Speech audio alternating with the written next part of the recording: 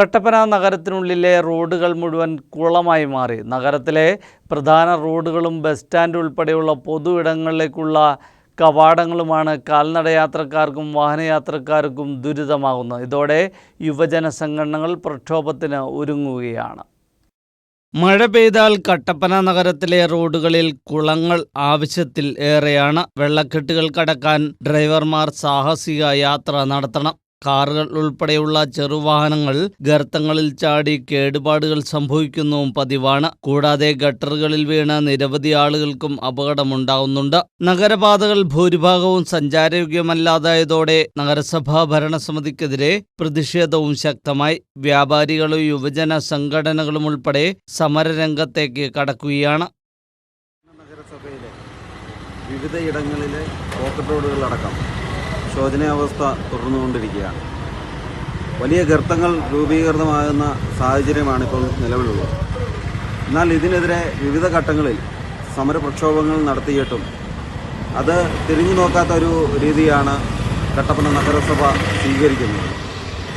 UDF ഭരിക്കുന്ന കട്ടപ്പന നഗരസഭയിൽ ജനങ്ങൾക്കെതിരെയുള്ള ഒരു വെല്ലുവിളിയായിട്ടാണ് ഇപ്പോൾ ഭരണം മുന്നോട്ട് പോകുന്നത്. ജനങ്ങളെ കൊള്ളയടിക്കുന്ന ഒരു കുർവാ സംഘമായിട്ടാണ് UDF ഭരണസമിതി മാറിക്കൊണ്ടിരിക്കുന്നത്. ഇതിനെതിരെ ശക്തമായിട്ടുള്ള പ്രതിഷേധങ്ങളാണ് വിവിധ ഭാഗങ്ങളിൽ നിന്ന് ഉയർന്നു വരുന്നത്. കട്ടപ്പന പുതിയ ബസ് സ്റ്റാൻഡിലേക്കുള്ള 2 പാതകളിലും ഗർത്തങ്ങൾ നിരവധിയാണ്. എടശ്ശേരി ജംഗ്ഷനിൽ നിന്ന് പുതിയ ബസ് സ്റ്റാൻഡിൽ എത്തിച്ചേരുന്ന ഭാഗത്ത് ഭീമൻ ഗർത്തമാണ് രൂപപ്പെട്ടിരിക്കുന്നത്. അപ്രോച്ച് റോഡുകളിൽ നിന്ന് മഴവെള്ളം കുത്തിയൊലിച്ച് ഇവിടെയെത്തി വലിയ വെള്ളക്കെട്ട് രൂപപ്പെടുന്നുണ്ട്. കൂടാതെ എടശ്ശേരി ജംഗ്ഷനിൽ ടാറിംഗ് തകർന്ന വലിയ കുഴിയാണ് രൂപപ്പെട്ടിരിക്കുന്നത്.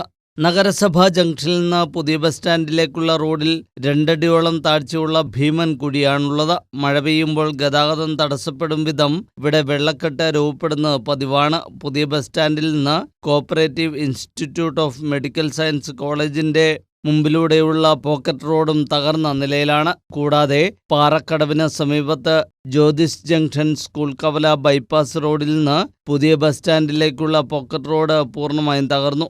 പഴയ ബ്ലോക്ക് പഞ്ചായത്ത് ഓഫീസിന് സമീപം സംസ്ഥാന പാതയിൽ നിന്ന് പുതിയ ബസ് സ്റ്റാൻഡിലേക്കും ബൈപ്പാസ് റോഡിലേക്കും എത്തിച്ചേരുന്ന റോഡും ഭാഗികമായി തകർന്ന നിലയിലാണ്. പഴയ ബസ് സ്റ്റാൻഡിലും കോൺക്രീറ്റ് പൊട്ടിപ്പൊളിഞ്ഞ കുഴികൾ രൂപപ്പെട്ടു കഴിഞ്ഞു. മഹാപ്രളയത്തിൽ തകർന്ന അമർ ജവാൻ റോഡിന്റെ സംരക്ഷണ ഭിത്തിയുടെ നിർമ്മാണവും ഇതുവരെ ആരംഭിച്ചിട്ടില്ല. ഇതോടെ DYFI പ്രവർത്തകരടക്കം പ്രതിഷേധം ശക്തമാക്കുകയാണ്. News bureau, Kattappana.